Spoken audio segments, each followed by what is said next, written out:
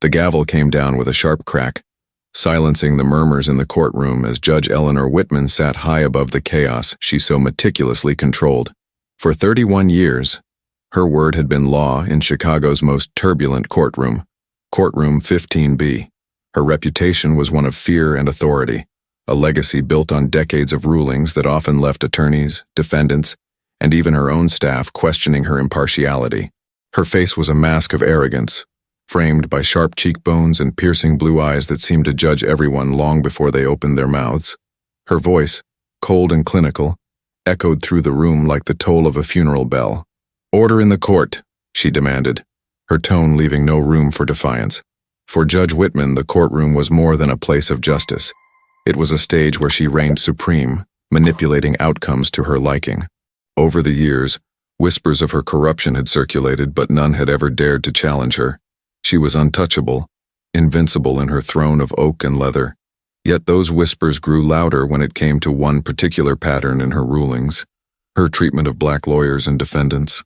It was no secret among the legal community that Whitman had a bias so sharp it cut like a blade.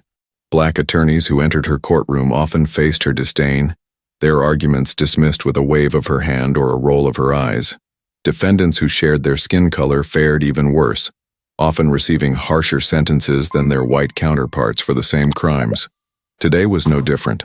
The air in the room crackled with tension as she presided over yet another trial, her sharp tongue and dismissive glares directed at James Carter, a black attorney who stood at the defense table.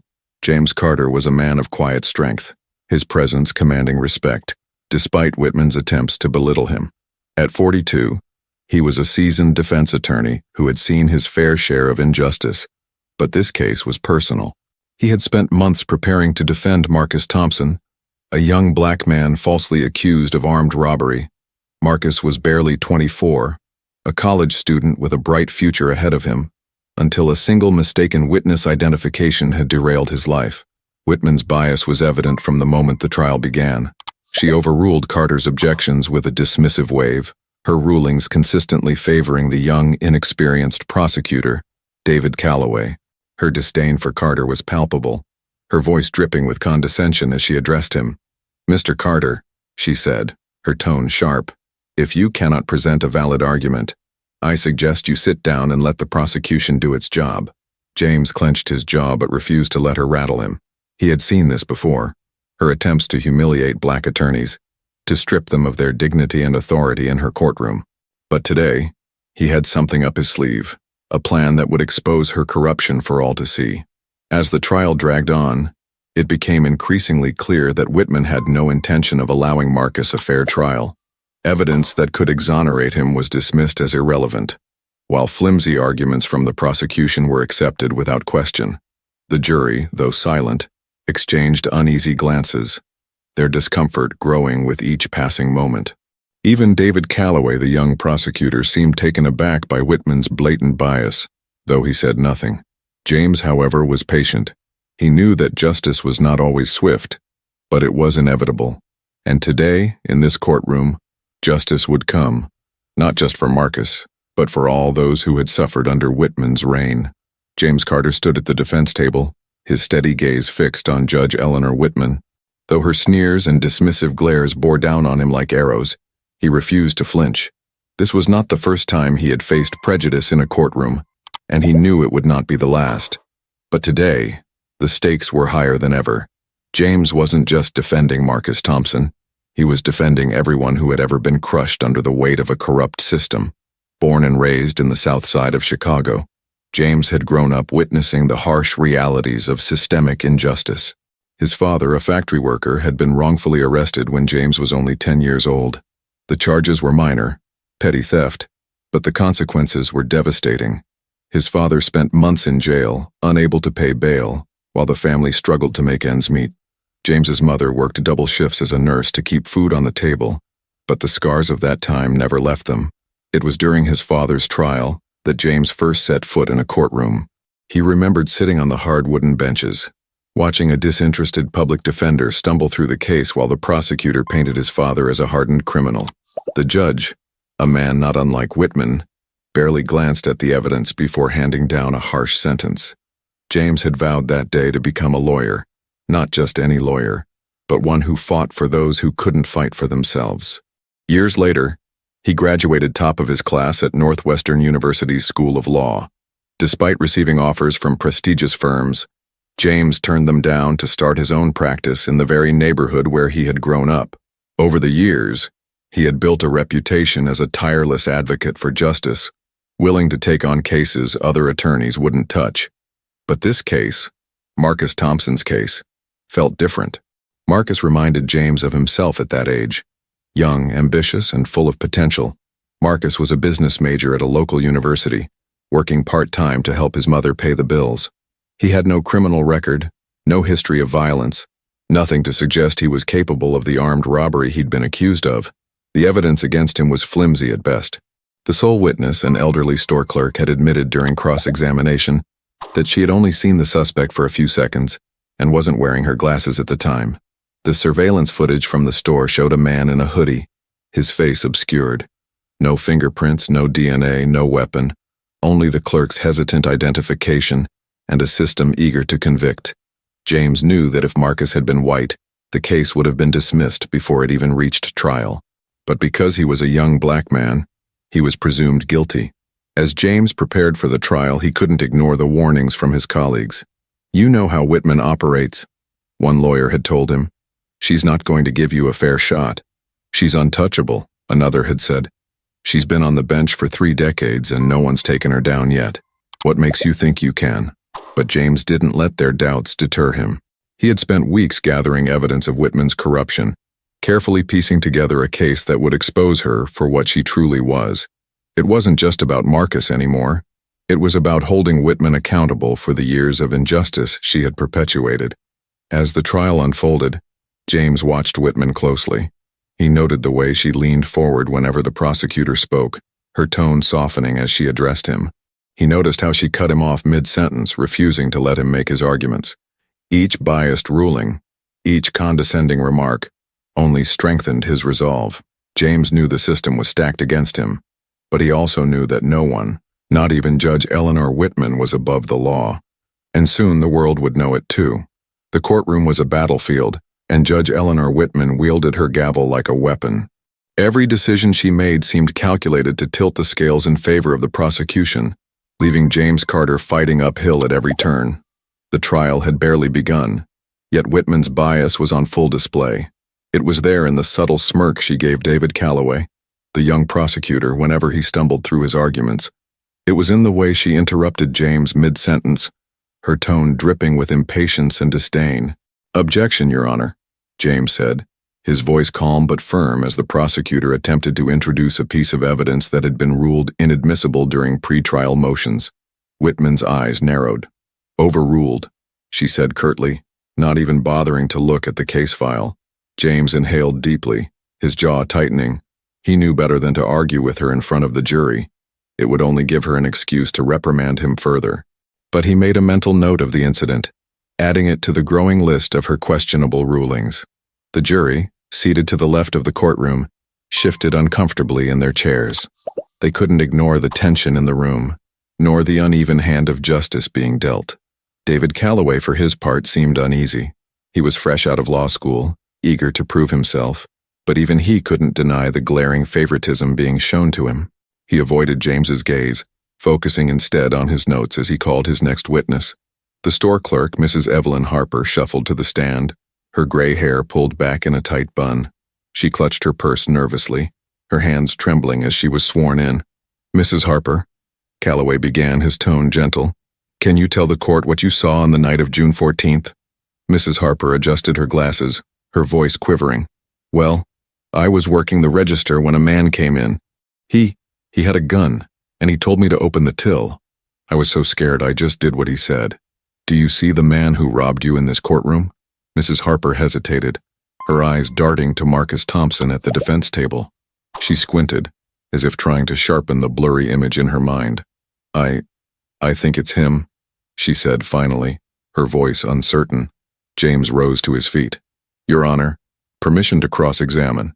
Whitman nodded begrudgingly, her lips pressed into a thin line. James approached the witness stand, his movements deliberate, He had spent hours preparing for this moment, and he wasn't about to waste it.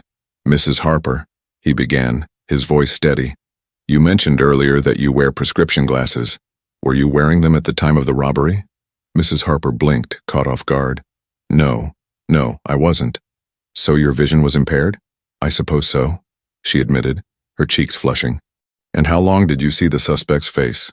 "Just a few seconds," she said softly. "Just a few seconds," James repeated, letting the words hang in the air. He turned to the jury, his expression calm but pointed. "Ladies and gentlemen, I ask you, how reliable is an identification made without glasses from a few seconds of observation under the stress of a robbery?" There was a murmur among the jurors, and even Calloway shifted uncomfortably. But before James could press further, Whitman's voice cut through the courtroom like a whip. "Mr. Carter, this is not a platform for grandstanding. Stick to the facts." James turned to her, his expression unreadable.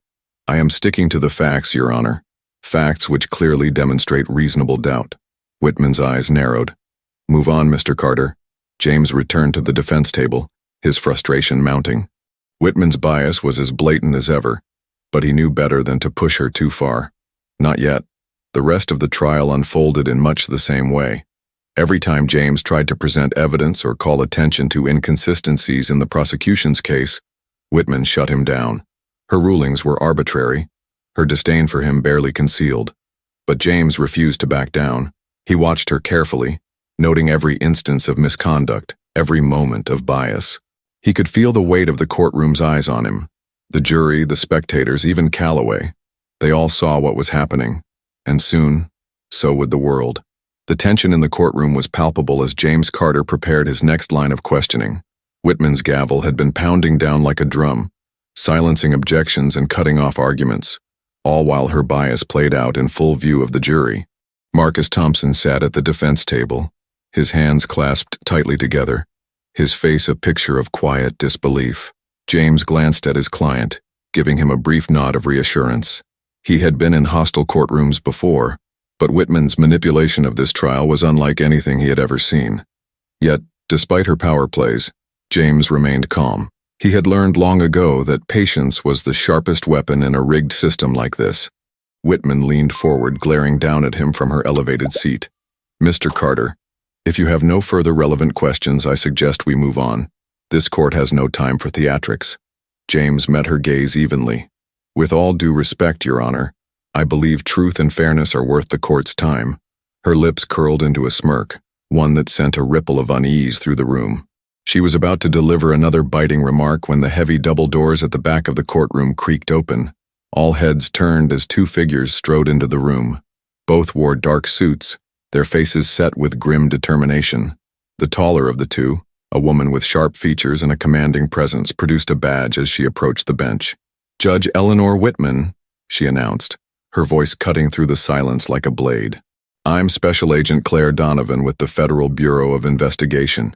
You are under arrest for corruption, abuse of power, and multiple violations of civil rights." The courtroom erupted into chaos. Gasps and murmurs filled the air as spectators, jurors, and even the court staff tried to process what was happening. Whitman's face went pale, the smirk vanishing in an instant. She gripped the edge of her bench, her knuckles white. "What is the meaning of this?" she demanded, her voice trembling with a mix of outrage and fear. Agent Donovan didn't flinch. "We have evidence that you've been manipulating trials, accepting bribes, and systematically discriminating against defendants and attorneys based on race. You've violated your oath and the public trust, and we're here to ensure you're held accountable." The second agent, a stocky man with a no-nonsense demeanor, stepped forward. "Please stand, Judge Whitman," he said, his tone firm. "We need you to come with us." For a moment, Whitman didn't move. Her eyes darted around the room, searching for an ally, someone to intervene. But there was no one. The courtroom that had once been her domain now looked at her with shock and disgust. "I am a judge," she hissed, her voice rising. "You can't do this to me." James stood silently at the defense table, his expression calm but resolute. He had suspected this moment was coming, though he hadn't known exactly when. He had worked behind the scenes, submitting evidence of Whitman's corruption to federal investigators while carefully documenting her behavior during Marcus's trial. Agent Donovan's voice remained steady. "Your position does not place you above the law, Judge Whitman. Now please stand and cooperate, or we'll be forced to remove you." The room held its breath as Whitman hesitated, her arrogance warring with the reality of her situation. Finally, she rose to her feet, her movements stiff and mechanical. The agents moved swiftly, placing handcuffs on her wrists as cameras from the press gallery clicked and flashed. For years, she had wielded her power with impunity, but now, in front of the very people she had sought to dominate, she was stripped of it. As the agents led her out of the courtroom, the atmosphere shifted. The spectators, initially stunned, began to murmur with a sense of vindication. Even the jurors, who had sat quietly through the trial, exchanged glances of relief. James turned to Marcus, who looked equally stunned. "It's not over yet," James said gently, "but this is a start." Whitman's departure left a vacuum in the room, one that was quickly filled by a new sense of hope. The gavel that had once silenced dissent now sat abandoned on the bench, a symbol of a broken system beginning to heal. The courtroom was frozen in stunned silence as the heavy doors slammed shut behind the two federal agents escorting Judge Eleanor Whitman in handcuffs. The once mighty figure, who had ruled her courtroom with an iron fist for over 3 decades, was now powerless, her arrogance reduced to a hollow shell. For a moment, no one moved. The jurors looked at one another, their expressions ranging from disbelief to subdued relief. The spectators in the gallery whispered furiously, the buzz of conversation growing louder with each passing second. At the prosecution table, David Calloway sat bolt upright, his face pale. The young prosecutor's pen, which had been nervously tapping against his notepad moments earlier, now lay forgotten on the desk. He swallowed hard, glancing toward James Carter as if searching for some kind of explanation. James, however, remained calm. He had prepared for this moment, though even he couldn't have predicted how dramatic it would be.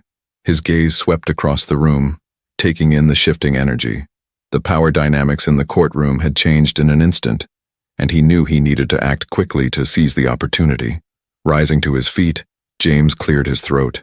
The murmurs in the gallery quieted as all eyes turned to him.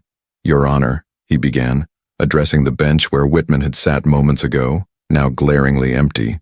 "Given the recent developments, I respectfully request that this trial be adjourned until a new judge can be assigned to preside over the case."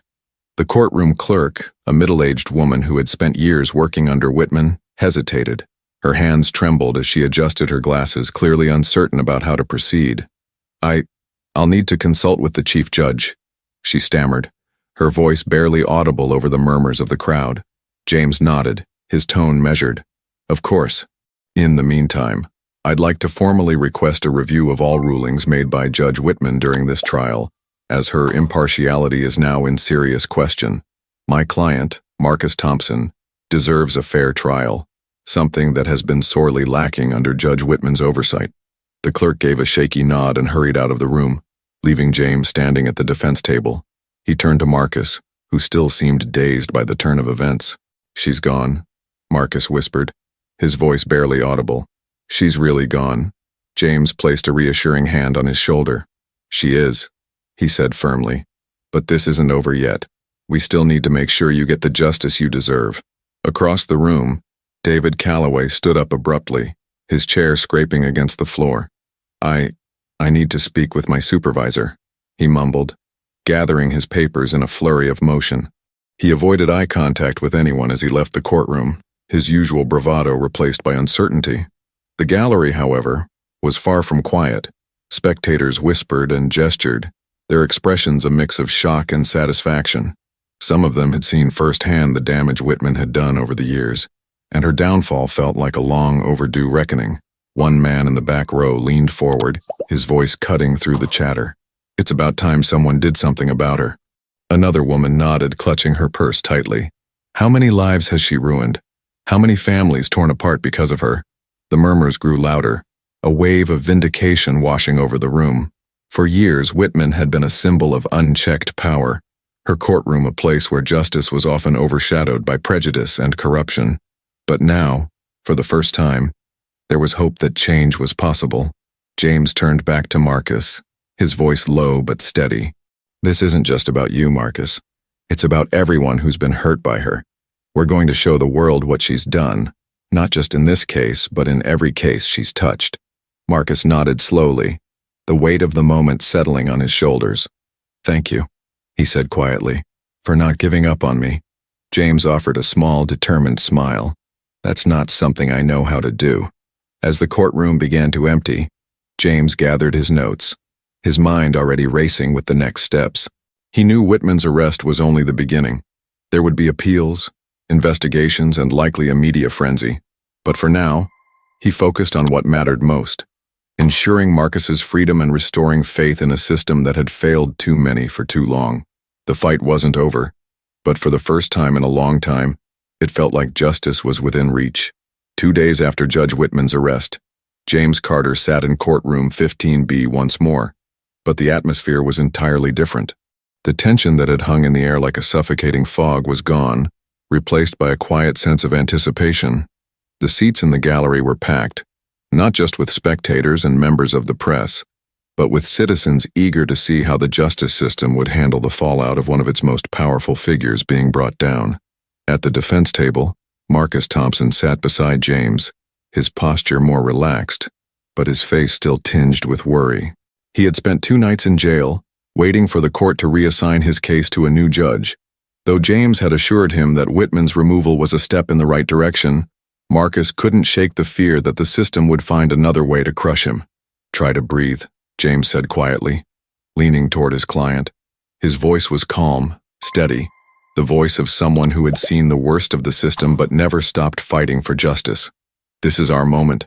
The courtroom doors opened, and a hush fell over the crowd as the new judge entered. Judge Martha Rodriguez, known for her fairness and integrity, took her place on the bench. Her presence was a stark contrast to Whitman's. Where Whitman had exuded arrogance, Rodriguez radiated professionalism and quiet strength. Once everyone was seated, Judge Rodriguez adjusted her glasses and addressed the courtroom. "Before we begin, I want to acknowledge the extraordinary circumstances under which this case has come to my attention. It is my duty to ensure that justice is served, free from bias or corruption." Her words were met with murmurs of approval from the gallery. Rodriguez turned to James. "Mr. Carter, I've reviewed the evidence submitted to this court, as well as the prior rulings made by Judge Whitman. Please proceed with your motion."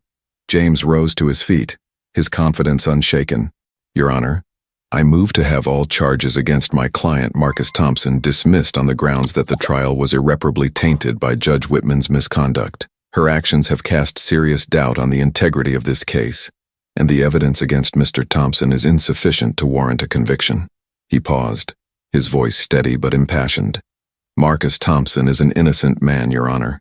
He has been falsely accused and subjected to a trial that was anything but fair. It is time for this court to correct that injustice." The room held its collective breath as Judge Rodriguez studied the files before her. The silence was deafening, broken only by the faint rustle of papers. Marcus gripped the edge of the defense table, his knuckles white. Finally, Rodriguez looked up. "Mr. Carter, I've reviewed the evidence and the transcripts of this trial. I agree that Judge Whitman's conduct has undermined the fairness of these proceedings. Furthermore, the prosecution's case is built on shaky evidence at best. The eyewitness identification is unreliable, and there is no physical evidence tying Mr. Thompson to the crime." She turned to Marcus, her expression kind but firm. "Mr. Thompson, it is the opinion of this court that you should never have been charged in the first place. I hereby grant the defense's motion to dismiss all charges. You are free to go." For a moment it didn't register. Marcus blinked as if trying to process the words he had just heard. "Wait," he said, his voice barely above a whisper. "It's over?"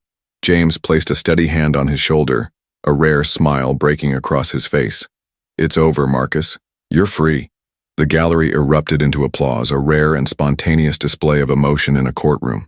Even a few jurors, no longer bound by the strict rules of impartiality, joined in. Marcus stood slowly, his legs trembling. He turned to James, his eyes filled with gratitude.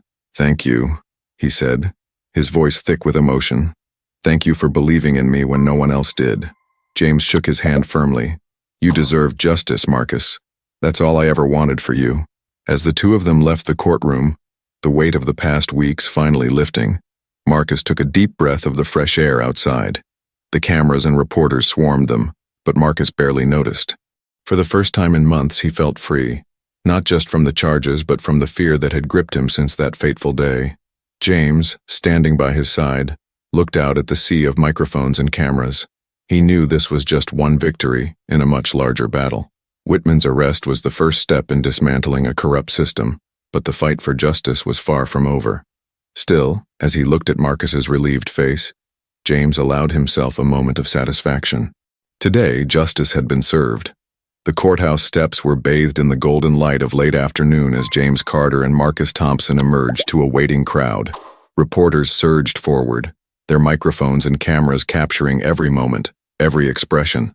Questions were shouted from all directions, but James kept walking, his hand resting gently on Marcus's back as they moved through the throng.